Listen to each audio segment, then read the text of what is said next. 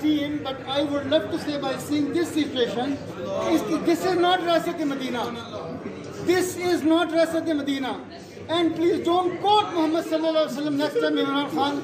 Don't quote any hadith of Rasulullah sallallahu alaihi wasallam, Imran Khan.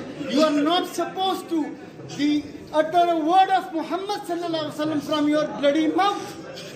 अभी हमने बात नहीं, इनका कहना है कि इनको बहुत ज़्यादा डिफिकल्ट एग्जाम में भी फेस करनी पड़ी और हालात आप देख सकते हैं। मुझे समझ नहीं आ रहा, मैं आपके सामने रखी है लोगों की जाने नहीं